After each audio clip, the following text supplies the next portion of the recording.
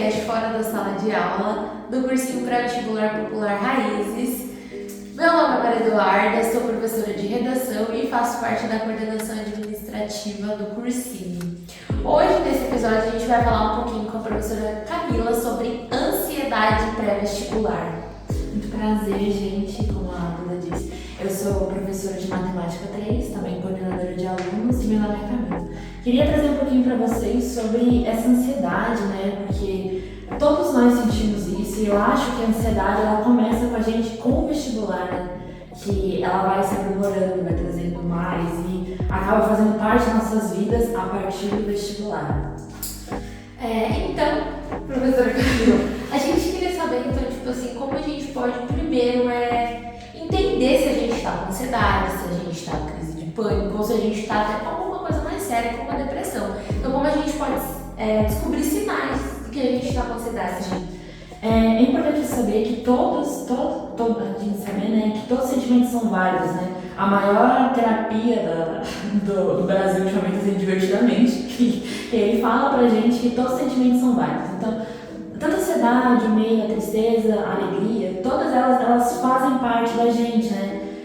O medo, ele vem desse negócio pré-histórico de guardar aquilo, de ter medo do desconhecido, do escuro e tudo mais. O diferente é quando aquilo toma conta da gente a ponto de controlar o nosso corpo e a nossa mente. Então, quando ele começa a controlar o nosso dia, a gente fica indisposto para fazer nossas atividades diárias, ela se torna um problema, né? E é importante a gente saber que não importa o tipo de ansiedade que você tenha, a gente sempre tem um grupo de apoio, principalmente dentro do cursinho, né? Porque no cursinho tá todo mundo passando pela mesma situação, é o mesmo tipo de ansiedade, todo mundo. Todos os alunos que estão lá, e os professores eles entendem isso, porque a gente, né, já passou por isso, já fizemos vestibular, eu era muito ansiosa nessa época de vestibular, eu ficava muito mal.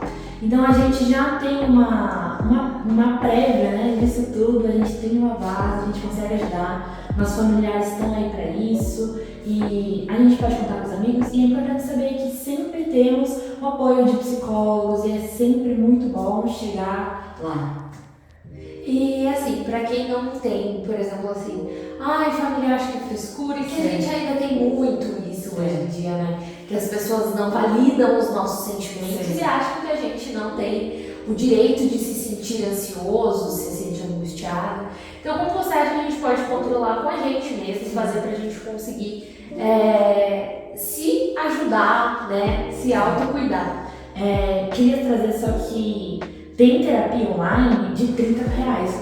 Então, tipo, você pode fazer na surdina. Ninguém nunca sabia, por acaso fiz isso, desculpa mãe, mas eu fazia meio escondidinho, porque a minha mãe também não era muito a favor na época, mas a gente pode chegar nisso. E saber que a ansiedade você pode controlar de outros modos, porque a nossa cabeça, ela é junto com o nosso corpo, né? A gente é uma coisa só. E os exercícios físicos, eles ajudam a gente, tipo, gigantescamente, todos eles, qualquer um. A gente sempre pensa muito em yoga pra controlar a ansiedade, mas fazer musculação, correr, andar na rua, todos esses tipos de exercícios eles liberam a endorfina pra gente se sentir melhor, né? E pra gente se sentir sem ansiedade, em relação específica ao vestibular, eu acredito que seja muito importante a gente pensar em uma rotina. Porque quando você faz uma rotina, você entende quais são os seus pontos fracos, quais são os seus pontos fortes, para aquilo que você está se preparando, e isso a gente só chega com treino, né? Com simulado, com exercício, com atividade, fazendo as aulas e tudo mais. E a partir dessa rotina, você consegue focar na parte importante. Focando nisso, você consegue se preparar, e se preparando a ansiedade diminui, né? Você consegue ter mais, você toma aquilo para si, você toma aquele poder para diminuir a ansiedade. E você disse que a gente precisa se preparar para essa prova. Sim. Quais são as dicas que você dá pra gente conseguir de fato se preparar para essa prova? Eu acho que simulado é essencial, porque no simulado você vai sentir como é que você está pressionado lá na hora, né? E você vai entender quais são, por exemplo, se você gosta mais de matemática, mas você acaba indo bem nas provas, ou se você gosta muito de português e acaba indo muito mal em redação, no simulado você sente isso. Prestar atenção na aula, gente, é muito importante, fazer atividades propostas e tentar todos os tipos de métodos de estudos, né? Tem vários métodos por aí, por exemplo, o Pomodoro, o mimetismo, uma coisa assim, E você pode ir intercalando eles, tem técnicas que você pode apresentar uma aula, você pode sempre pedir para o seu professor, né, quais são os melhores métodos para você, a gente sempre vai ouvir, a gente gosta, né? E a melhor método é sempre ter uma rotina de estudo e entender qual técnica é a melhor para você. Perfeito. E eu gostaria de que você contasse um pouquinho da vivência, de como, porque muitos não sabem, mas é a segunda graduação da professora Camila. Você é formada em engenharia ambiental. Isso. Por onde você fez? Eu fazia o Unesp de Rio Claro. Rio Claro. Eu sou lesbiana, era E eu queria saber um pouquinho como foi para você lidar. Eu acho que primeiramente, né, quando a gente fala de ansiedade, a gente já começa com ansiedade no escolher o curso. Sim. Então, como você sabe que, cara, não era aquilo que você ficou 5 anos fazendo, Sim. como é que você falou assim, não, eu vou prestar, vou de novo, vou tentar novamente? Como foi isso, essa transição? Bom, eu fiz meu primeiro vestibular em 2018. E naquela época, eu desenvolvi ansiedade e depressão por causa do vestibular. Então, toda a minha ansiedade, ela foi engatilhada por causa do vestibular. E eu fiquei muitos anos mal fazendo engenharia ambiental. E por acaso eu não sou formada, eu desisti do curso. Porque, graças a Deus, ele vai me ajudar muito aqui, né? Eu vou acabar muito cedo. Mas eu desisti. E parece cursos muito familiares, né? Engenharia ambiental, engenharia florestal. Mas eu tenho uma época que eu descobri que a vida não precisava ser difícil, sabe? E aí eu me empoderei e falei, não, eu com 23 anos falei, não, vou fazer vestibular de novo. E a segunda vez que eu fui fazer vestibular, porque eu me prestei a isso, ano passado, retrasado, fiz vestibular de novo, eu numa sala com um monte de jovem lá, e foi tranquilo, porque a gente tá sem aquela pressão, né? Tipo, eu já tinha uma rede de apoio, eu já tava fazendo outra faculdade, então aquele vestibular ele parecia meio tranquilo. Eu fui uma das melhores, assim, tipo, eu acho que era a quinta melhor pra fazer.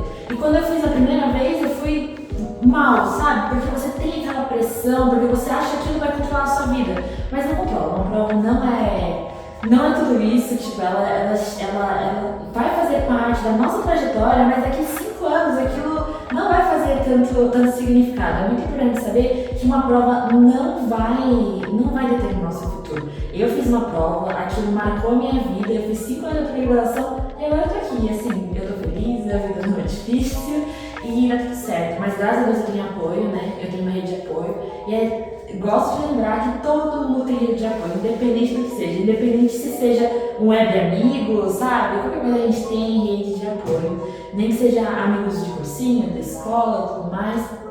Graças a Deus a minha é bem ampla, mas o vestibular eu achei que ele ia marcar a minha vida, assim, achei que ele fosse, mas ele passou.